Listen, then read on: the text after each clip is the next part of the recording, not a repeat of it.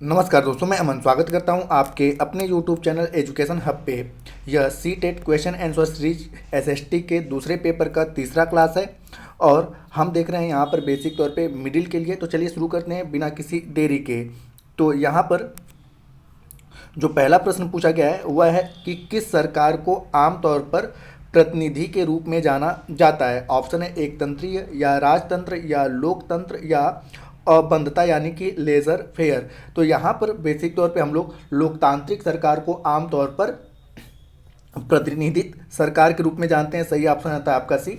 अब बेसिक तौर पे जाने यहाँ पर कि लोकतंत्र को सबसे बेहतर बताया गया है क्योंकि यह नागरिकों में समानता को बढ़ावा देता है, व्यक्ति की गरिमा को बढ़ाता है, इसमें गलतियों को सुधारने की गुंजाइश होती है, यह प्रचलित संप्रभुता के सिद्धांत पर आधारित है अर्थात सर्वोच्च शक्ति जनता के हाथ में होती है। लोकतंत्र बेसिक तौर पे दो प्रकार के होते हैं, एक आपका होता है प्रत्यक्ष लोकतंत्र और एक होता है आपका अप्रत्यक्ष लोकतंत्र। तो यहाँ पे होता है कि प्रतिनिधि व्यवस्था में नागरिक अपने प्रतिनिधियों को चुनते हैं जो देश के शासन और प्रशासन को चलाने में सक्रिय रूप से भाग लेते हैं। इस प्रतिनिधियों को चुनने की विधि को चुनाव या निर्वाचन कहते हैं। तो प्रत्यक्ष में क्या होता है कि नागरिक डायरेक्ट स्वयं भाग लेते हैं और अप्रत्यक्ष में क्या होता है कि इनडायरेक्ट भाग लेते हैं। जैसे कि भारत में अगर बात किया जाए तो जितने भी लोकसभा विधानसभा के चुनाव होते हैं, सरपंच का चुनाव होता है, वह प्रत्यक्ष के तौर पर होता है। अप्रत्यक्ष की अगर बात करें तो जैसे कि राष्ट्रपति हो गया, उपराष्ट्रपति हो गया, राज्यसभा या विधान परिषद के जो सदस्यों का चुनाव होता है वह अप्रत्यक्ष तौर पर होता है। अगला जो क्वेश्चन है कथन और कारण दिया हुआ है। तो यहाँ पे कथन एक जो कह रहा है वह कह रहा है कि भारत में 80% किसानों के पास अपनी दैनिक जरूरत को पूरा करने के लिए पर्याप्त भूमि आय नहीं है। और दूसरा जो कह रहा है आपका कि भारत में प्रत्येक 5 में से लगभग 2 ग्रामीण परिवार खेतिहर मजदूर हैं, वे अपने जीविकापार्जन के लिए अन्य लोगों के खेतों पर निर्भर हैं, उनमें से कई भूमिहीन और उनके पास बहुत छोटे भूखंड हैं। तो यहाँ पर अगर हम देखा जाए तो दोनों के दोनों स्टेटमेंट क्या हैं आपके सही हैं कि भारत में लगभग 80% किसानों के पास अपनी दैनिक जरूरतों को पूरा करने के लिए पर्याप्त भूमि आय नहीं है, ये भी सही है। और दूसरा जो कह रहा है कि भारत में प्रत्येक 5 में से लगभग 2 ग्रामीण परिवार खेतिहर मजदूर हैं, वे अपने जीविकापार्जन के लिए बेसिक तौर पे अन्य लोगों के खेतों पर निर्भर होते हैं, उनमें से कई भूमिहीन हैं और उनके पास बहुत बहुत छोटे भूखंड है। तो दोनों के दोनों स्टेटमेंट आपके यहाँ पे सही हैं। तो कह सकते हैं कि ए और बी दोनों सही है और बी जो है ए की सही व्याख्या करता है। तो आपका सही ऑप्शन होता है सी वाला। अगला जो क्वेश्चन है यह कह रहा है कि निर्मल एक नीलामी में 3 बजे जाता है और बड़ी मात्रा में सब्जियां खरीदता है, वह फिर उन्हें आसपास के सब्जी विक्रेताओं को बेच देता है, वह किस प्रकार का व्यापारी है। ऑप्शन है खुदरा यानी कि फुटकर व्यापारी, बी है आपका थोक व्यापारी, सी है फेरी लगाने वाला व्यापारी और डी है वेंडर। वेंडर की अगर हम बात करें तो वह एक प्रकार का विक्रेता है। तो यहाँ पर आपका सही ऑप्शन होता है बी वाला कि निर्मल एक प्रकार का आप होलसेलर है यानी कि थोक व्यापारी। यहाँ पे अगर बात किया जाए कि अगर फुटकर व्यापारियों की बात की जाए तो फुटकर विक्रेता वह व्यावसायिक इकाई होती है जो वस्तुओं एवं सेवाओं को सीधे अंतिम उपभोक्ताओं को बेचते हैं, उन्हें हम क्या कहते हैं फुटकर विक्रेता कहते हैं। फेरी लगाने वाले कहते हैं तो बेसिक तौर पे यह छोटे उत्पाद अथवा मामूली व्यापारी होते हैं जो वस्तुओं को साइकिल, हाथ, साइकिल रिक्शा या अपने सिर पर रखकर तथा जगह जगह घूमकर ग्राहकों के दरवाजों पर जाकर माल का विक्रय करते हैं, उन्हें हम बेसिक तौर पे फेरी लगाने वाले व्यापारी कहते हैं। आगे की अगर हम बात करें व्यापार से अभिप्राय लाभार्जन के उद्देश्य से वस्तु और सेवाओं का क्रय विक्रय बेसिक तौर पे क्या कहलाता है व्यापार कहलाता है। हालांकि यहाँ पे जो पूछा गया है तो यहाँ पे निर्मल एक थोक विक्रेता व्यापारी है। अगला जो क्वेश्चन कह रहा है कि जब संविधान में केंद्र एवं राज्यों के बीच विधायी शक्तियों के विभाजन की रूपरेखा स्पष्ट की गई तो शासन प्रणाली को क्या कहा जाता है।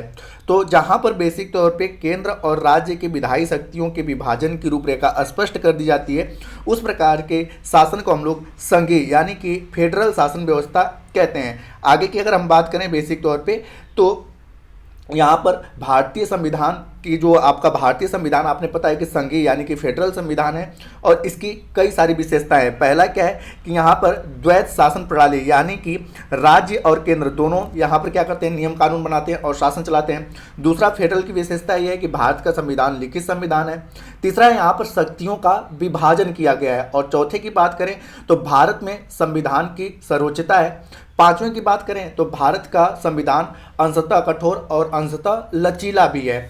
और अगले की अगर छठे की बात करें तो भारत में स्वतंत्र न्यायपालिका है। और आगे की अगर बात करें तो भारत में द्विसदनीय विधायिका है यानी कि लोकसभा और राज्यसभा है, राज्यों में विधानसभा और विधान परिषद है। तो इस प्रकार की विधायिका को हम लोग द्विसदनीय विधायिका कहते हैं।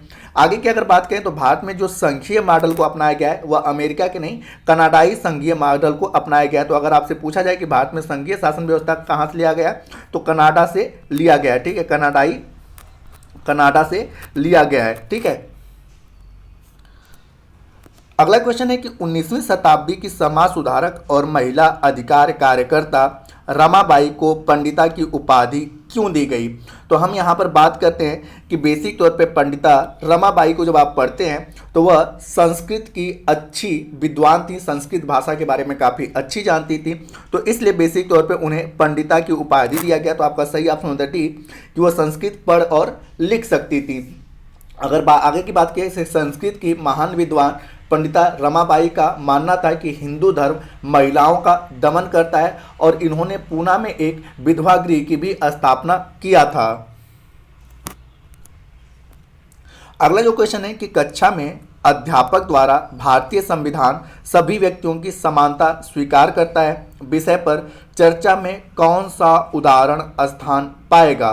तो पहला कह रहा है कि विधानसभा मतदान के लिए व्यक्तियों को पंक्तियों में खड़े होना। दूसरा है कि खचाखच भरे हुए स्टेडियम में लोगों को राष्ट्रीय क्रिकेट का मनोबल बढ़ाना। तीसरा है कि सरकारी अस्पताल के सामने लोगों का पंक्तिबद्ध खड़े होना। और चौथा है कि लोगों का सिनेमा की टिकट खरीदने के लिए पंक्तिबद्ध खड़े होना। तो यहाँ पे बेसिक तौर पे भारत में सभी व्यक्तियों को समान अधिकार स्वीकार करता है जो संविधान, उसकी सही उदाहरण होगा कि विधानसभा मतदान के लिए व्यक्तियों को पंक्ति में खड़े होना। सभी व्यक्तियों को पंक्ति में खड़ा होना, वह ऊंचे वर्ग का हो या निचले वर्ग का हो या वह अमीर हो या गरीब हो, सभी लोग पंक्तिबद्ध होकर क्या करते हैं कि मतदान के लिए लाइन में खड़े होते हैं। तो यहाँ पर सबसे अच्छा ऑप्शन होगा ए कि यहाँ पे बिना किसी भेदभाव के सभी लोग क्या करते हैं, एक लाइन में खड़े होते हैं और मतदान को करते हैं। तो आपका सही ऑप्शन होता है ए वाला।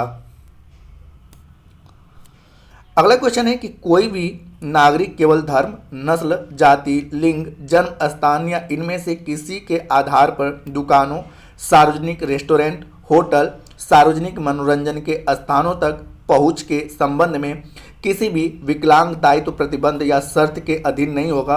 भारतीय संविधान के किस अनुच्छेद में उपरोक्त कथन पर ठीक है प्रकाश डाला गया है। तो बेसिक तौर पे अगर हम बात करें तो यह व्याख्या भारतीय संविधान के अनुच्छेद 15 के अंतर्गत यह व्याख्या दिया गया है कि कोई भी नागरिक केवल धर्म, जाति, वंश, लिंग, जन्म स्थान या इनमें से किसी आधार पर दुकानों, सार्वजनिक रेस्टोरेंट, होटल, सार्वजनिक मनोरंजन के स्थलों तक पहुंच के संबंध में किसी भी विकलांगता दायित्व प्रतिबंध या शर्त के अधीन नहीं होगा। भारतीय संविधान के अनुच्छेद 15 में प्रकाश डाला गया है कि यहाँ यह प्रावधान राज्य एवं व्यक्ति दोनों के विरुद्ध विभेद का प्रतिषेध करता है, जबकि पहले प्रावधान में केवल राज्य के विरुद्ध ही प्रतिषेध का वर्णन था। इनमें दो कठोर शब्दों की व्यवस्था की गई, विभेद और केवल। विभेद का अभिप्राय है कि किसी के विरुद्ध विपरीत मामला या अन्य के प्रति उसके पक्ष में न रहना, और केवल शब्द का अभिप्राय है कि अन्य आधारों पर मतभेद किया जा सकता है। तो यहाँ पर आपका है कि जो पूरा स्टेटमेंट आपका दिया है आर्टिकल 15 के अंतर्गत दिया गया है। और आर्टिकल 15 जब आप बेसिक तौर पे संविधान का भाग 3 पढ़ते हैं तो इसमें वर्तमान समय में 6 प्रकार के मौलिक अधिकारों का वर्णन किया गया है। और जो पहला मौलिक अधिकार है जो है आपका 14 से 18 तक, ये जो कहलाता है समानता का अधिकार कहलाता है। तो इसी समानता के अधिकार के अंतर्गत जो है आपका आर्टिकल 15 आता है। अगला जो क्वेश्चन कह रहा है कि इनमें से कौन सा उदाहरण फौजदारी कानून से संबंधित है। यहाँ पर पूछा है कौन सा उदाहरण फौजदारी कानून से संबंधित है। तो पहला कह रहा है कि पति पत्नी सहमति से संबंध विच्छेद के लिए आवेदन करते हैं, तो यह फौजदारी से नहीं आता है। दूसरा कह रहा है कि बहन माता पिता की संपत्ति में से अपना हक मांगती है, यह भी फौजदारी में नहीं आता है। तीसरा कह रहा है कि फागुन के भाई ने उसका पैतृक मकान बिना उसकी अनुमति के बेच दिया, तो ये भी फौजदारी में नहीं आता है। और चौथा कह रहा है कि एक लड़की को घर से बस स्टॉप तक जाते हुए लड़कों का समूह तंग करता है, तो इस कंडीशन में अगर लड़की कोर्ट में जाती है तो ये जो कानून आएगा वह फौजदारी से रिलेटेड आएगा। तो आपका सही ऑप्शन होता है डी वाला। अब यहाँ पे बात करते हैं कि फौजदारी कानून से संबंधित जो है कि फौजदारी मामले का संबंध आपराधिक कृत्यों से होता है, जिसमें कि हत्या, मारपीट, डकैती, बलात्कार आदि है। सभी मामले फौजदारी मामले होते हैं। इन सभी मामलों में कोड ऑफ क्रिमिनल प्रोसीजर यानी कि CRPC और इंडियन पिनल कोड यानी कि IPC के आधार पर सुनवाई होती है। आपराधिक मामलों में दंड कई प्रकार के हो सकते हैं, जो कि आपराधिक कृत्य की प्रकृति पर निर्भर करता है। तो आपने पता होगा यहाँ पे कि फौजदारी में कौन कौन से आएंगे। तो फौजदारी में आता है हत्या, मारपीट, डकैती, बलात्कार, छेड़खानी, ये सारे के सारे आपके फौजदारी में आते हैं, जिसके लिए CRPC और IPC बनाया गया है। अगला क्वेश्चन है कि भारत में मुस्लिम समुदाय की सामाजिक, आर्थिक और शैक्षणिक स्थिति का जायजा लेने वाली समिति की अध्यक्षता किसने की थी। ऑप्शन है BP मंडल या R सच्चर या PK थगौन या DS कोठारी। तो यहाँ पे अगर हम बात करें कि भारत में मुस्लिम समुदाय की सामाजिक, आर्थिक और शैक्षणिक स्थिति का जायजा लेने वाली जो समिति का अध्यक्ष थे उनका नाम था RH सच्चर। तो आपका सही ऑप्शन होता है बी। सच्चर समिति की रिपोर्ट के मुताबिक मुसलमानों के बारे में प्रचलित दूसरी गलतफहमी को भी उजागर कर दिया गया। आमतौर पर माना जाता था कि मुसलमान अपने बच्चों को सिर्फ मदरसों में भेजना चाहते हैं। आंकड़ों से पता चला कि केवल 4% मुसलमान ही क्या होते हैं कि भारत में केवल 4% मुसलमान ही क्या होते हैं कि मदरसों में पढ़ने जाते हैं, और बाकी 66% जो मुसलमान के बच्चे होते हैं, ठीक है, वह सरकारी, और 30% जो आपके मुसलमान के बच्चे होते हैं वह आपके निजी स्कूलों में, ठीक है, निजी स्कूलों में पढ़ने जाते हैं। तो यहाँ पे बेसिक तौर पे कि जो सच्चर समिति थी, सच्चर समिति ने खुलासा कर दिया कि जो लोगों के अंदर पूर्वाग्रह है कि मुसलमानों के बच्चे जो हैं वह ज़्यादातर मदरसों में जाना चाहते हैं, तो इसका इन्होंने खंडन किया। और जैसा कि मैंने बताया कि इनके अनुसार केवल आपके 4% जो मुसलमानों के बच्चे थे वो मदरसों में जाते थे, 66% जो है मुसलमानों के बच्चे वह सरकारी स्कूलों में जाते थे, और 30% जो मुसलमानों के बच्चे हैं वह बेसिक तौर पे निजी स्कूलों में पढ़ने के लिए जाते थे। मंडल समिति की बात करें तो यह OBC आरक्षण से संबंधित है, और कठोर मतलब कि कोठारी समिति की अगर हम बात करें तो यह शिक्षा से संबंधित है। अगला है कि संयुक्त राज्य अमेरिका में नागरिक अधिकार आंदोलन किस मांग के लिए शुरू हुआ। ऑप्शन है अफ्रीकी अमेरिकन वरिष्ठ नागरिकों के सामाजिक सुरक्षा के लिए, तो जो कि बिल्कुल आपका गलत है। दूसरा है आपका कि विशेष क्षमता वाले अफ्रीकी अमेरिकी नागरिकों को मताधिकार के लिए, तो ये भी आपका स्टेटमेंट गलत होता है।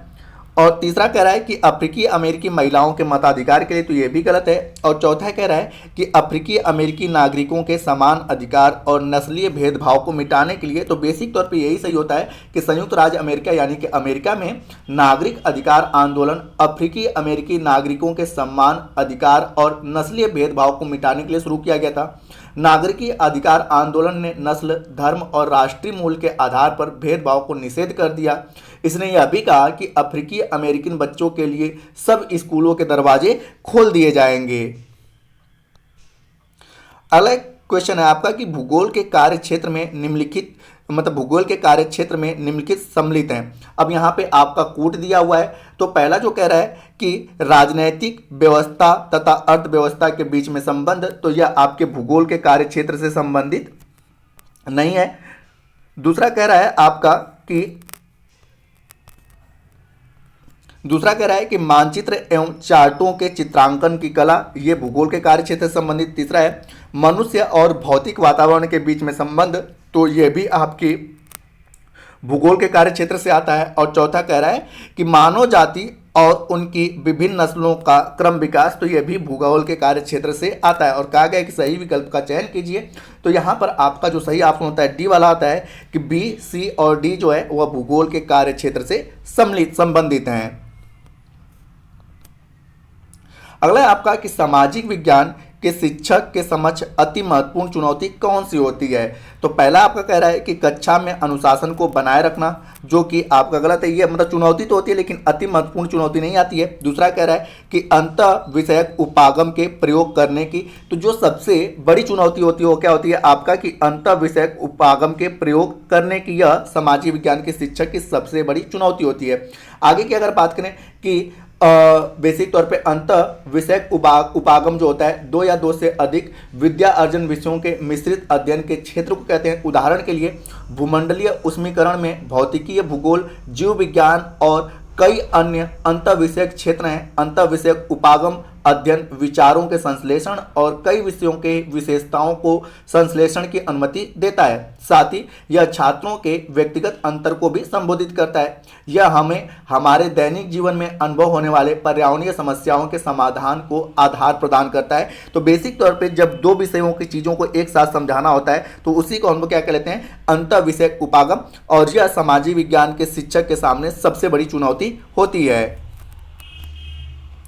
आगे आपका कि सामाजिक विज्ञान के शिक्षण में सीखने के अधिक प्रभावी अवसर प्रदान कर सकते हैं। तो यहाँ पे है कि सीखने, अब यहाँ पे जब आपसे पूछा जाए कि सीखने के अधिक अवसर प्रभावी कर सकते हैं, तो यहाँ पे प्रभावी तो सारे के सारे होते हैं, लेकिन इनमें से सबसे अच्छा प्रभावी अवसर कौन सा हो सकता है? तो पहला कह रहा है कि सारे विषयों की विस्तृत व्याख्या के द्वारा, तो ये आपका सबसे प्रभावी नहीं हो सकता है। दूसरा है आपका कि ज़्यादा शिक्षण सामग्री का प्रयोग, तो ये भी आपका प्रभावी तो हो सकता है लेकिन ऑप्शन के अकॉर्डिंग ज़्यादा प्रभावी नहीं हो सकता है। और तीसरा है आपका कि आवधिक परीक्षा का आयोजन, तो इससे भी प्रभावी हो सकता है लेकिन अधिक प्रभावी जो है, सबसे अधिक प्रभावी है कि वास्तविक जीवन की परिस्थितियों पर आधारित शिक्षण के द्वारा हम सामाजिक विज्ञान के शिक्षण के सीखने को और अधिक प्रभावी अवसर प्रदान कर सकते हैं। तो सही ऑप्शन होता है आपका डी वाला।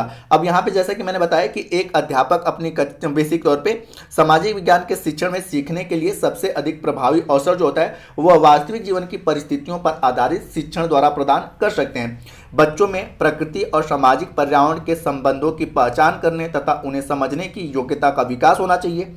उन्हें प्राकृतिक विविधता और सामाजिक सांस्कृतिक विविधता के बीच समानता की पहचान सीखना चाहिए। अवलोकन और अनुभव के द्वारा सामाजिक विज्ञान शिक्षण बच्चों में ज्ञान आधारित क्षमता का विकास कर सकता है। सामाजिक विज्ञान के पठन पाठन को अधिक असरदार बनाने के लिए स्थानीय, प्रांतीय और राष्ट्रीय स्तर के संग्रहालयों में भ्रमण को शामिल करना चाहिए। इससे उन्हें वास्तविक ज्ञान की प्राप्ति होती है। अगला जो क्वेश्चन है कि एक अध्यापक अपनी कक्षा में अध्यापन एक गांव की कहानी से शुरू करता है जहां सभी लोग गांव का मुखिया चुनने के लिए एकत्रित हुए हैं। यह कहानी निम्न में से किस विषय पर चर्चा आरंभ करने के लिए उपयुक्त रहेगी? तो बेसिक तौर पे आपका ऑप्शन दिया है ग्राम सभा, दूसरा है ग्रामीण जीविका, दूसरा है आपका ग्रामीण प्रशासन और चौथा है गांधी स्वराज। तो यहाँ पर जो आपका एक अध्यापक जो है जो सभी लोगों को गांव का मुखिया चुनने के लिए एकत्रित हुए हैं, यह कहानी जो है वह सबसे अच्छा जो वर्णन कर सकती है वह ग्राम सभा का वर्णन कर सकती है। आपका सही ऑप्शन होता है ए। अब यहाँ पे बेसिक तौर पे अगर बात करें तो अध्यापक एक गाँव की कहानी से शुरू करता है अपने अध्यापन का कार्य, और जहाँ सभी लोग मुखिया चुनने के लिए एकत्रित हुए हैं, यह कहानी बेसिक तौर पर ग्राम सभा विषय पर चर्चा आरंभ करने के लिए उपयुक्त रहेगी। पंचायती राज ग्राम सभा का प्रावधान करता है। इस निकाय में गांव स्तर पर गठित पंचायत क्षेत्र में निर्वाचक सूची में पंजीकृत व्यक्ति होते हैं और इन्हीं पंजीकृत व्यक्तियों को हम लोग ग्राम सभा के नाम से जानते हैं। अतः यह पंचायत क्षेत्र में पंजीकृत मतदाताओं की एक ग्राम स्तरीय सभा है और यह उन शक्तियों का प्रयोग करेगी और ऐसे कार्य निष्पादित कर सकेगी जो राज्य के विधानमंडल द्वारा निर्धारित किए गए हैं। तो अगर आपसे पूछा जाए कि ग्राम सभा किसे कहते हैं, तो ग्राम सभा किसे कहते हैं, तो बेसिक तौर पे पंचायत क्षेत्र में निर्वाचक सूचियों में जो पंजीकृत व्यक्ति होते हैं उन्हीं को हम लोग क्या कह लेते हैं, ग्राम सभा कहते हैं। अगला क्वेश्चन है कि निम्नलिखित व्याख्यान के चरण है कि लोग वंशागत और वातावरण की उपज हैं और इन्हें चर्चा के क्रम में लगाएं। अगला क्वेश्चन आपका है कि निम्नलिखित व्याख्यान के चरण है कि लोग वंशागत और वातावरण की उपज हैं और इन्हें चर्चा के क्रम में लगाना है। चर्चा के क्रम में कि मतलब कि कौन सा पहले आएगा कौन सा बाद में आएगा। तो पहला है कि समूह के सदस्य एक दूसरे के सामाजिक व्यवहार से सीखते हैं। दूसरा है आपका ठीक है। तो यहाँ पे पहले चर्चा क्रम में तो सबसे पहला यही आपका आएगा कि समूह के सदस्य जो होते हैं लोग एक दूसरे के सामाजिक व्यवहार सीखते हैं, तो यह पहले क्रम पे आएगा। दूसरा है आपका कि अलग अलग वातावरण में लोगों को अक्सर व्यवहार के प्रतिमान समान होते हैं। तीसरा कह रहा है कि सामुदायिक विशिष्टता एक वातावरण में लोगों और समूहों के बीच बातचीत की अंतर्क्रिया का परिणाम है, तो यह दूसरे क्रम पे आएगा। ठीक है। और उसके बाद जो है अलग अलग वातावरण में लोगों के अक्सर व्यवहार के प्रतिमान समान होते हैं, तो यह तीसरे क्रम में आएगा। और उसके बाद आता है आपका कि सामाजिक व्यवस्था समूहों को पारस्परिक क्रिया प्रतिक्रिया के मूल्यों से प्रभावित होते हैं, तो ये आपके सबसे लास्ट क्रम यानी कि चौथे क्रम में आएगा।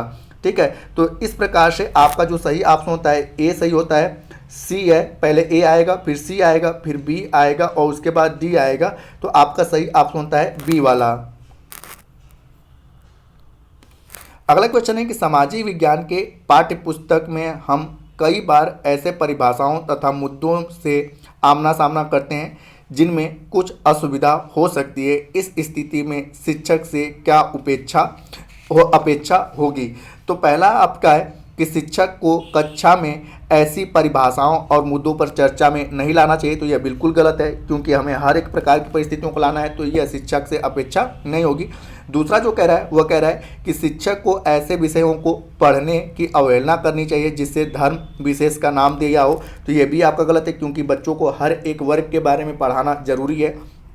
तीसरा है कि शिक्षक को सभी छात्रों की गरिमा के प्रति दृढ़ समर्पित भाव से सामग्री का संवेदनशीलता से आदान प्रदान करना चाहिए, तो ये वाला स्टेटमेंट आपका सही लग रहा है। हालांकि चौथा देखते हैं, तो चौथा कह रहा है कि शिक्षक को ऐसी परिभाषा मुद्दों की सटीक परिभाषाओं को देने पर ध्यान केंद्रित करना चाहिए तथा आगे बढ़ना चाहिए, तो यहाँ पर ये चीज़ें गलत है क्योंकि प्राथमिक स्तर पर बेसिक तौर पर परिभाषाओं और इस प्रकार की चीज़ों की सटीक व्याख्या नहीं, उन्हें समझाने की बातें की गई है और वो भी संवेदनशीलता में, तो यहाँ पर आपका सही ऑप्शन होता है सी वाला। अगर इसके बारे में अगर बात की जाए तो शिक्षक पाठ्यचर्या को विद्यार्थियों तक पहुंचाने और अवधारणाओं को विद्यार्थियों के लिए ग्राह्य भाषा में सरलीकृत करने का एक महत्वपूर्ण माध्यम है।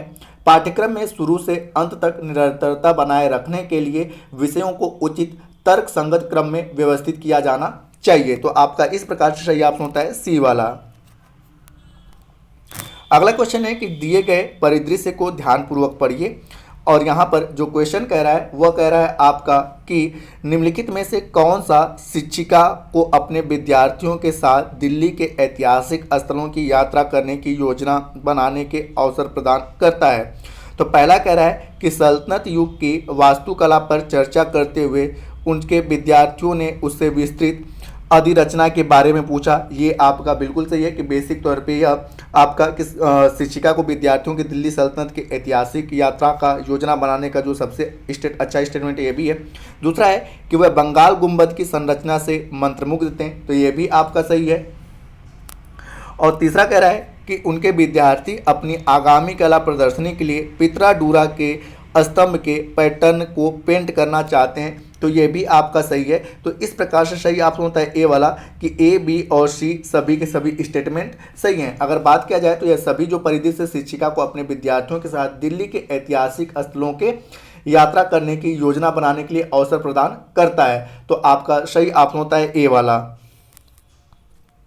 अगला क्वेश्चन है कि उच्च प्राथमिक कक्षा में सामाजिक असमानता संप्रत्यय को आरंभ करने के लिए प्रयोग किया जा सकता है। पहला है आपका आंकड़ा, तो जो कि बिल्कुल आपका सही है कि उच्च प्राथमिक कक्षा में सामाजिक असमानता को संप्रत्यय को आरंभ करने के लिए हमें सबसे पहले आंकड़े को प्रस्तुत करना चाहिए। दूसरा है आपका कि हमें चित्र निबंध रखना चाहिए, तो ये भी सही है कि निबंध जो होता है उसका फिगर बनाओ, ये भी सही है। तीसरा है आपका व्याख्यान, तो व्याख्यान के जरिए बच्चे अच्छे से नहीं पढ़ सकते हैं, तो इसलिए व्याख्यान इसमें नहीं आएगा। और चौथा है केस यानी केस स्टडी यानी कि व्यक्ति अध्ययन, तो किसी एक व्यक्ति को लेकर हम क्या करते हैं वहाँ पर अध्ययन कराते हैं, उसके बारे में बेसिक तौर पे सामाजिक किस प्रकार की असमानताएं हुई है।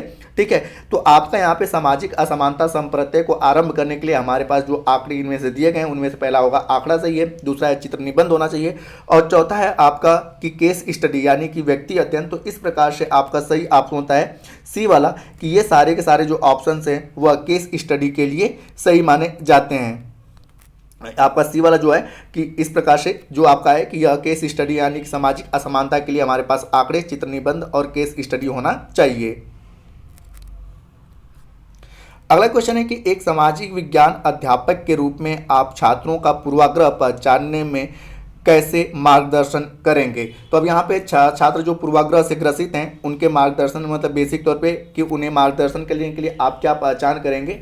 तो पहला जो कह रहा है कि आप उन्हें केवल सरकारी दस्तावेजों के प्रयोग को उत्साहित करें। देखो यहाँ पे केवल जो है ना वो नकारात्मक शब्द है, तो जहाँ पर केवल आ जाए तो वहाँ पे, क्योंकि यहाँ पे सरकारी दस्तावेजों के साथ अन्य, अगर केवल नहीं देता यहाँ पे कहता है कि आप उन्हें सरकारी दस्तावेजों के प्रयोग का अन्य के उत्साहित करेंगे, तो ये तो सही रहता है, लेकिन यहाँ पे केवल लगा दिया है जिसके कारण आपका पहला वाला स्टेटमेंट गलत होता है। दूसरा कह रहा है कि वे जो पढ़ते हैं उनके लिए उन्हें प्रमाण तलाश करने के लिए उत्साहित करेंगे, तो ये तो बिल्कुल आपका सही है कि जो उनके पाठ्य पुस्तक में चीज़ें उन्हें जो पढ़ रहे हैं उनके लिए हम कहेंगे कि आप अपने समाज से उसका प्रमाण लेकर आएँ। तीसरा जो कह रहा है वो कह रहा है कि आप उन्हें उस विशेष घटना के लिए उपलब्ध विभिन्न स्रोतों को देखने के लिए कहेंगे, तो ये भी आपका सही है कि जो उनके साथ विशेष घटना है उनके पाठ्य पुस्तक में दिया गया उन्हें हम कहेंगे कहीं ना कहीं किसी टीवी सोर्स, यूट्यूब या किसी भी समाचार पत्रों से आप उन्हें देखें, तो ये भी सही है। और चौथा जो है कि आप उन्हें उन्हीं स्रोतों को देखने के लिए कहेंगे जिन्हें प्रसिद्ध व्यक्तियों ने प्रकाशित किया है, तो यह गलत है आपका। बेसिक तौर पे हम ये कहेंगे कि आप उन स्रोतों को देखिए जो सभी प्रकार के व्यक्ति हैं। यहाँ पे प्रसिद्ध लगाकर केवल इसको क्या करें, नकारात्मक कर दिया है, तो यहाँ पे क्या होगा कि सभी व्यक्तियों के द्वारा जो प्रकाशित रिपोर्ट है उन्हें आप देखें और उसके बाद आप देखें कि आप जो हैं वो सही हैं या गलत हैं। तो इस प्रकार से आपका सही ऑप्शन होता है आपका सी वाला कि केवल बी और सी जो है आपका सही है।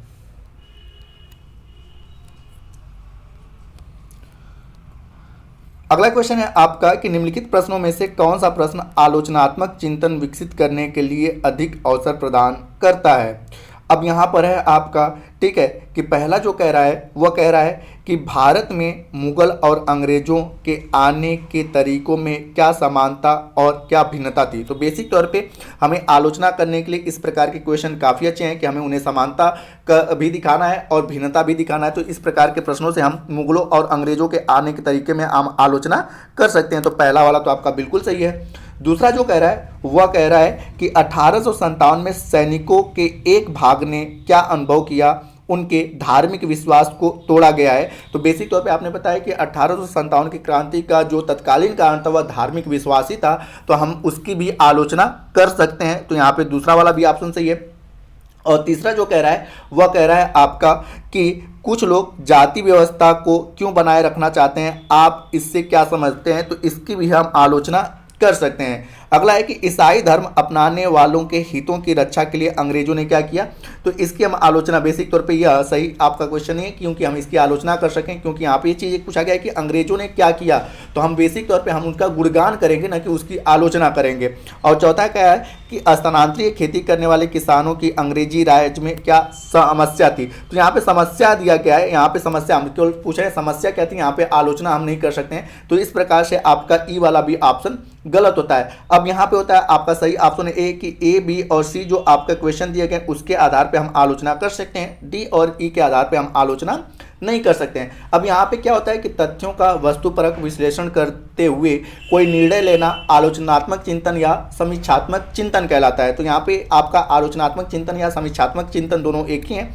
तो किसे कहते हैं, तो तथ्यों का वस्तुपरक विश्लेषण करते हुए कोई निर्णय लेना ही आलोचनात्मक या समीक्षात्मक चिंतन कहलाता है। यह विषय एक जटिल विषय है और आलोचनात्मक चिंतन की भिन्न भिन्न परिभाषाएं हैं जिनमें प्रायः तथ्यों का औचित्यपूर्ण और पक्षपात रहित विश्लेषण भी शामिल होता है।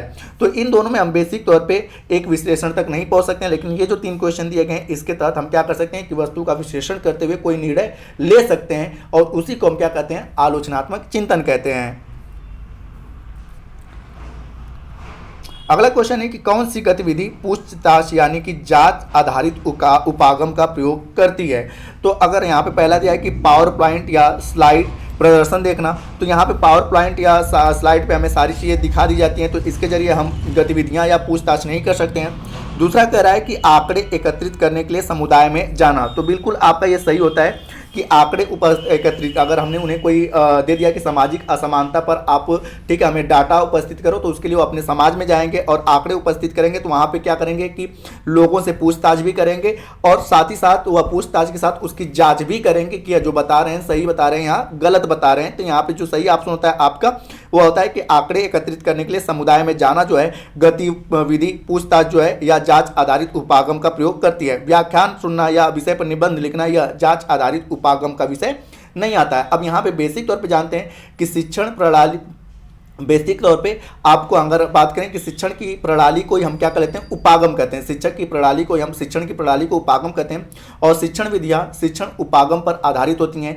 एक उपागम शिक्षण विधियों को जन्म देता है, कुछ सीखने के तरीका जो सीखने वालों की मदद करने के लिए कक्षा की गतिविधियों तथा चीज़ों का उपभोग करता है, वह उपागम श्रेणी में आता है। पूछताछ आधारित उपागम से पुराने साहित्य, सिद्धांत एवं तत्वों की योग्यता अयोग्यता की जांच पड़ताल की जा सकती है। अगला जो क्वेश्चन है कि एक सामाजिक विज्ञान शिक्षक के नाते निम्नलिखित में से कौन से मूल्यों को विकसित करना चाहिए जिसमें वे समालोचनात्मक सीख को बनाए रख सकते हैं। तो यहाँ पर अगर हम बात करें कि एक सामाजिक विज्ञान के शिक्षक के नाते किस विधि का हम बेसिक तौर पे प्रयोग कर सकते हैं, तो वहाँ पर आपका होता है कि हमें बेसिक तौर पे एक दूसरे का पारस्परिक सम्मान रखना चाहिए, जिससे कि समालोचनात्मक का मतलब होता है कि हम आलोचना भी करें और वहाँ पर जहाँ पे वह सही है उसको सही भी ठहराएं। तो इसी से क्या होता है कि पारस्परिक सम्मान क्या होता है, जन्म लेता है। तो आपका पारस्परिक सम्मान आ जाएगा। दूसरा जो है आपका कि अनुशासन, तो अनुशासन में बेसिक तौर पे अनुशासन में क्या होता है कि हम केवल पॉजिटिव चीज़ों की बात करेंगे, ठीक है। तो इस प्रकार से बेसिक तौर पे हम यहाँ पर, ठीक है, समालोचनात्मक चिंतन को हम उनके अंदर विकसित नहीं कर सकते हैं।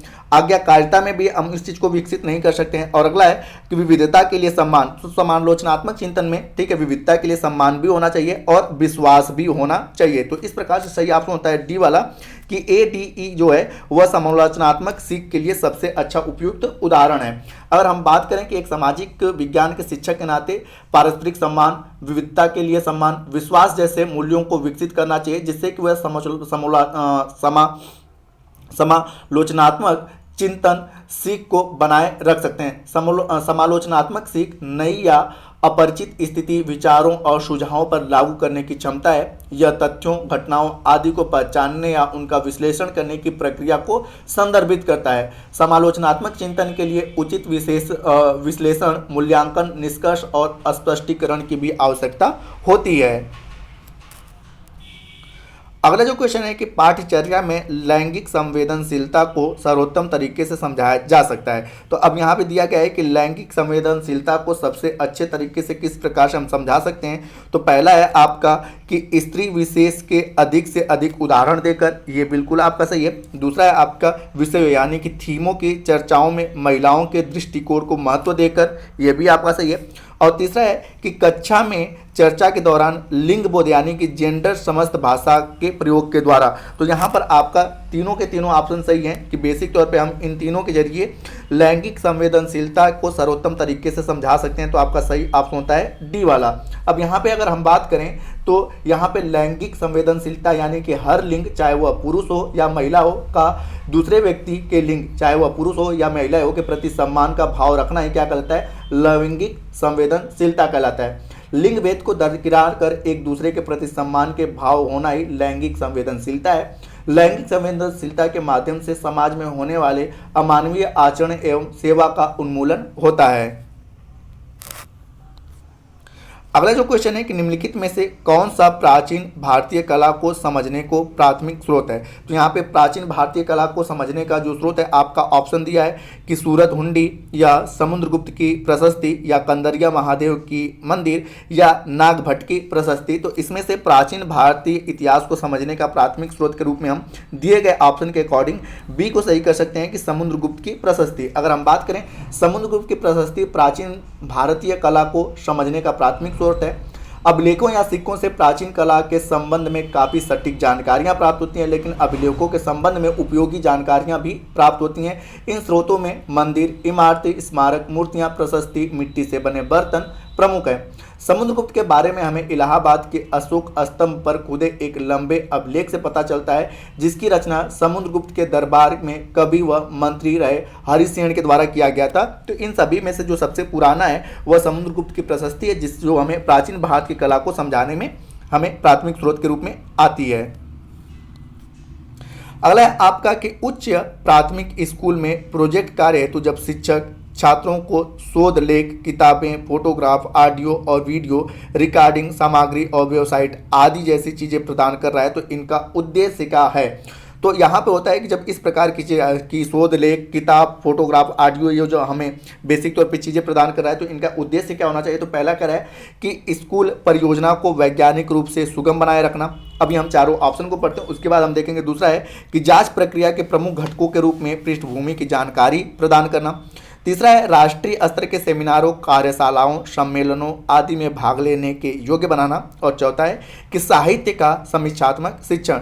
तो इन सारे में से जो आपका मैं बताऊं कि उच्च प्राथमिक स्कूलों में प्रोजेक्ट कार्य हेतु जब शिक्षक छात्रों के साथ लेख, किताबें, फोटोग्राफ, ऑडियो और वीडियो रिकॉर्डिंग सामग्री और वेबसाइट आदि जैसी चीज़ें प्रदान कर रहा है तो इनका उद्देश्य जांच क्रिया के प्रमुख घटकों के रूप में पृष्ठभूमि की जानकारी प्रदान करना होगा। तो इस प्रकार से आपका सही ऑप्शन होता है बी वाला। आगे की अगर हम बात करें कि प्रोजेक्ट पद्धति में छात्रों को विभिन्न सामाजिक सिद्धांतों तथा मनोवैज्ञानिक नियमों का ज्ञान प्राप्त होता है। इस पद्धति के द्वारा शिक्षण में से छात्रों को सीखने के विभिन्न नियमों, विभिन्न मनोदशाओं, जिज्ञासाओं तथा इच्छाओं का ज्ञान प्राप्त होता है। नए नए विषयों के प्रति चिंतन करने की प्रवृत्ति का भी विकास इनके अंदर होता है। अगला जो क्वेश्चन है कि निम्नलिखित में से कौन सी आकलन पद्धति छात्रों के अधिगम को आगे बढ़ाने के लिए प्रत्येक छात्र को विवरणात्मक प्रतिपुष्टि प्रदान करती है। पहला है आपका अधिगम के लिए आकलन या अधिगम के तरह आकलन या अधिगम का आकलन या योगात्मक यानी कि सारांशित आकलन। तो यहाँ पे है कि छात्रों को अधिगम को आगे बढ़ाने के लिए प्रत्येक छात्रों को विवरणात्मक जो पुष्टि हमें प्रदान करती है वह अधिगम के लिए आकलन से प्रदान होता है। आपका सही ऑप्शन होता है ए। अब इसके बारे में बेसिक तौर पे जानते हैं कि अधिगम की प्रक्रिया में बच्चों के सीखने के तरीकों को जानना आवश्यक हो जाता है, जिससे शिक्षण की प्रक्रिया बहुत आसान हो जाती है। शिक्षक वर्ष भर कक्षा के सभी बच्चों का लगातार अवलोकन करें और सुधारात्मक कार्य का प्रयास करता है। इससे शिक्षार्थी के ज्ञान, समझ, कौशल और मूल्यों को विकसित करने के लिए एक उपकरण के रूप में उपयोग करने में मदद करता है, जिससे वे अपने व्यवहार में प्रतिबिंबित करने में सक्षम होता है। यह छात्रों की क्षमताओं, आवश्यकताओं और त्रुटियों को भी ध्यान में रखता है। तो आपका सही ऑप्शन होता है अधिगम के लिए आकलन।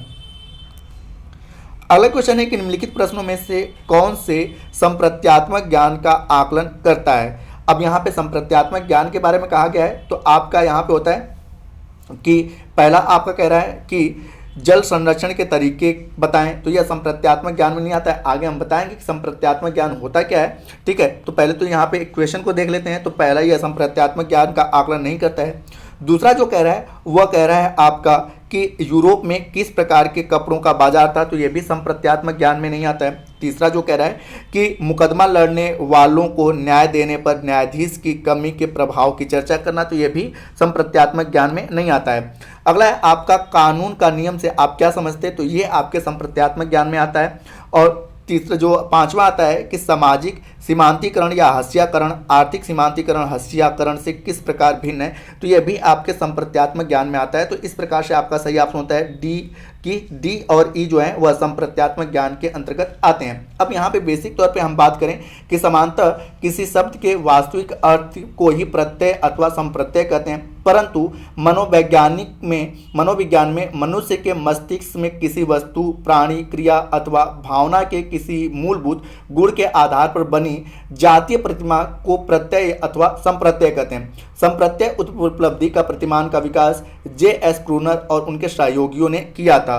तो यहाँ पे कि संप्रत्यात्मक ज्ञान क्या है, तो बेसिक तौर पे कि मनुष्य के मस्तिष्क में किसी वस्तु, प्राणी, क्रिया या भावना के मूलभूत गुण को ही बेसिक तौर पे आधार बनाकर जो हमें प्राप्त होता है, ठीक है, बनी जाती प्रतिमा को ही हम लोग क्या कह लेते हैं, संप्रत्यय या संप्रत्यात्मक ज्ञान कहते हैं। तो यहाँ पे कानून के नियम, तो इससे क्या हो जाएगा कि हमारे दिमाग में क्या होगा कि एक मूलभूत गुण का क्या होगा कि बेसिक तौर पर फिगर बन जाएगा। तो उसी प्रकार की चीज़ों को हम संप्रत्यात्मक ज्ञान कहते हैं। संप्रत्यात्मक ज्ञान की उपलब्धि में किसका नाम आता है, तो बेसिक तौर पे ब्रूनर का नाम आता है। ठीक है, ब्रूनर का नाम आता है, तो इनका भी नाम आप लोग ध्यान रखिएगा।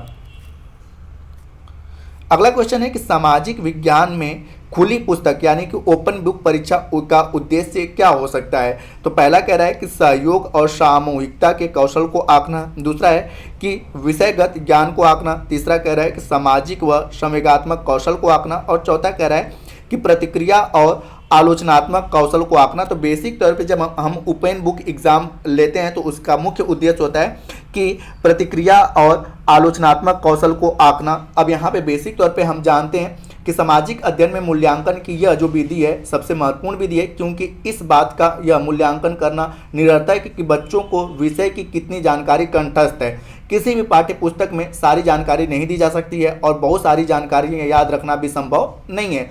इसलिए स्कूलीय पुस्तक प्रणाली के माध्यम से बच्चे अपने साथ शिक्षण सामग्रियों को ले जाने की अनुमति होती है। दूसरे शब्दों में कहा जा सकता है कि खुली पुस्तक परीक्षा प्रणाली में छात्र प्रश्न पत्र में पूछे गए प्रश्नों का उत्तर देते समय पुस्तकों का सहारा ले सकेंगे। तो इसे हम क्या कहते हैं, तो वह क्या होंगे कि बेसिक तौर पे पुस्तकों का सहारा लेंगे और साथ ही साथ वह अपने जरिए अपने कुछ विचारों को क्या करते हैं, लिखते हैं, जिससे कि बेसिक तौर पे प्रतिक्रियात्मक और आलोचनात्मक कौशल का उनके अंदर विकास होता है। अगला क्वेश्चन है कि निम्नलिखित प्रश्नों को पढ़िए और इनमें से कौन ज्ञानात्मक प्रतिक्रिया के समझ पहलू का आकलन करते हैं, और आगे कह रहा है कि सही विकल्प का हमें चयन करना है। तो यहाँ पर अगर हम बात करें कि पहला कह रहा है कि यहाँ पे ज्ञानात्मक प्रक्रिया के समझ के पहलू का आकलन करने के लिए पूछा गया है। तो यहाँ पे अगर हम बात करें कि क्या आप अलाउद्दीन खिलजी के शासनकाल में किसान, कृषक और सुल्तान द्वारा मांगे गए कर का भुगतान नहीं कर सकते हैं, आप क्या करेंगे। तो यह ज्ञानात्मक नहीं है, क्योंकि यह आपका प्रश्नात्मक, यहाँ से आपसे प्रश्न पूछा जा रहा है। दूसरा कह रहा है कि क्यों कुछ पत्थर मशरूम के आकृति के होते हैं। तो ये क्या होता है, आपके ज्ञानात्मक प्रक्रिया यानी कि समझ के पहलू का क्या करता है, आकलन करता है कि आप इसके जरिए कुछ न कुछ अपने आंसर को देंगे। तो ये तो आपका सही होता है। दूसरा कह रहा है कि माना कोलकाता में शाम के 7 बजे का समय है, लंदन जो ब्रिटेन यानी कि यूनाइटेड किंगडम में ग्रीनविच के समीप स्थित है, वहाँ क्या समय होगा। तो यहाँ पे ज्ञानात्मक यानी कि समझ के पहलू का विकास इस क्वेश्चन के जरिए नहीं होता है। चौथा कह रहा है कौन कौन सा पक्ष त्रिपक्षीय संघर्ष में सम्मिलित हैं। तो यह भी आपके बेसिक तो ज्ञानात्मक मतलब होता है कि आप अपने द्वारा सोचें, ठीक है, और उसके बाद आप क्या करेंगे, आंसर देंगे। तो इसको हम क्या कहते हैं कि ज्ञानात्मक। अब यहाँ पे कौन कौन से पक्ष त्रिपक्षीय संघर्ष में शामिल थे, तो यहाँ पे सोचना नहीं है, आपने जो रटा है उन्हीं चीज़ों को आप क्या करेंगे, लिख देंगे। तो यह ज्ञानात्मक समझ या पहलू का आकलन नहीं करता है। और पांचवा कह रहा है कि गरीबी उत्पन्न करने वाले कारकों घटकों की व्याख्या कीजिए। तो यहाँ पर आप जिन जिन परिस्थितियों को देखे होंगे या जिन फ्रेंडों को देख रहे हैं कि जो गरीब हैं, उनके जरिए आप अपनी समझ से क्या करेंगे कि गरीबी उत्पन्न करने वाले कारकों या घटकों की व्याख्या करेंगे। तो इस प्रकार से आपका सही ऑप्शन होता है ई वाला। तो इस प्रकार से ज्ञानात्मक प्रक्रिया के समझ के आकलन करने वाले जो प्रश्न है वह आपका बी और ई है। तो आपका सही ऑप्शन होता है सी वाला। अब इसके बारे में बेसिक तौर पे जानते हैं कि ज्ञानात्मक प्रक्रिया के विकास में मानसिक कल्पना, भाषा, चिंतन, स्मृति, विकास, तर्कना, समस्या समाधान आदि समाहित होते हैं। यह सिद्धांत बताता है कि सीखने हेतु पर्यावरण और क्रिया की आवश्यकता होती है। इन सिद्धांतों के अनुसार बालक में चिंतन एवं खोज करने की शक्ति और उनकी जैविक परिपक्वता, अनुभव एवं इन दोनों की अंतःक्रिया पर निर्भर होता है। तो इसे हम क्या कर लेते हैं, ज्ञानात्मक प्रक्रिया की समझ कहते हैं। तो इस प्रकार से सही ऑप्शन होता है सी। इस सेशन का जो अंतिम क्वेश्चन है वो है आपका कि निम्नलिखित प्रश्नों को पढ़िए और इनमें कौन सा ज्ञानात्मक प्रक्रिया के मूल्यांकन पहलू का आकलन करता है। सेम वही क्वेश्चन है, बस स्टेटमेंट आपके बदल दिए गए हैं। तो पहला जो कह रहा है कि भारत में ब्रिटिश इतिहास के चित्र सामाजिक विशेषताओं की अभिवृद्धि को कैसे प्रतिबिंबित करता है और दर्शाता है, ठीक है। तो यहाँ पे आपका ज्ञानात्मक पूछा गया है। तो ज्ञानात्मक का आपका तो ये इसमें आपका नहीं आता है, क्योंकि यहाँ पे सीधे से आपने जो पढ़ा है उसके बारे में आप लिख सकते हैं। दूसरा कह रहा है कि महात्मा गांधी राष्ट्रीय ग्रामीण रोजगार गारंटी अधिनियम 2005 ने भारत में जीवन के स्तर को सुधारा है। क्या आप इस कथन से सहमत हैं, उचित ठहराएं। तो बिल्कुल यहाँ पर आपका यह ज्ञानात्मक में आ जाएगा कि हम, ठीक है, मनरेगा के बारे में जानते हैं, हमारे गांव में भी मनरेगा के कर्मी काम करते हैं। तो हम उनके जरिए हम क्या करते हैं कि अपनी कल्पना, अपनी भाषा, अपने चिंतन, अपने स्मृति के द्वारा इस क्वेश्चन को हम आंसर दे सकते हैं। तीसरा जो कह रहा है वह कह रहा है आपका है कि अगर आप चॉकलेट फैक्ट्री को स्थापित करने के लिए स्थान का चयन करना चाहते हैं तो भारत के किस राज्य को चुनेंगे? तो ये भी आपके ज्ञानात्मक, क्योंकि हमें ये देखेंगे कि कहाँ पर सबसे अधिक चॉकलेट की बिक्री हो सकती है, कहाँ से हमें चॉकलेट के लिए आसानी से रॉ मटेरियल उपलब्ध हो सकते हैं। तो आप क्या करोगे कि कल्पना करोगे, ठीक है, उसके बाद चिंतन करोगे, तो ये भी आपके ज्ञानात्मक प्रक्रिया के अंतर्गत आएगा। आगे है कि नीति आयोग के कार्यों को समझाइए। तो नीति आयोग के कार्यों को समझाना आपके क्या है, क्योंकि यहाँ पे ऑलरेडी उसके बारे में लिखा जा चुका है, तो आप इसकी कल्पना अपने से कुछ करके नहीं कर सकते हो। और पांचवा कह रहा है कि प्राथमिक और तृतीयक क्षेत्र के बीच में अंतर बताइए। तो यह भी सीधे डिफरेंशियल है, और यहाँ पे जो चीज़ें फैक्चुअल रूप से लिखी गई हैं उसी सारी चीज़ों को आप बताओगे। तो यहाँ पे आप अपनी कल्पना, आप अपना स्मृति, आप अपना चिंतन नहीं कर सकते हैं। तो यहाँ पे होगा ज्ञानात्मक प्रक्रिया के मूल्यांकन के लिए सही ऑप्शन जो आपका होता है बी और सी वाला होता है। तो आपका सही ऑप्शन होता है बी, ठीक है। तो इस प्रकार से आपका सही ऑप्शन होता है बी। अब इसके बारे में अगर हम बात करें तो जैसा कि प्रश्न ज्ञानात्मक प्रक्रिया के मूल्यांकन पहलू का आकलन करता है, संज्ञान, विचार, अनुभव और ज्ञानेंद्रियों के माध्यम से ज्ञान प्राप्त करने की समझ को मानसिक प्रक्रिया कहते हैं, और इसी को हम लोग क्या कहते हैं, ज्ञानात्मक प्रक्रिया कह लेते हैं। अगर हम बात करें कि रास के अनुसार चिंतन मानसिक क्रिया का ज्ञानात्मक पहलू है। तो ज्ञानात्मक जहां पर भी आ जाएगा तो वहां पे आप क्या करोगे, चिंतन।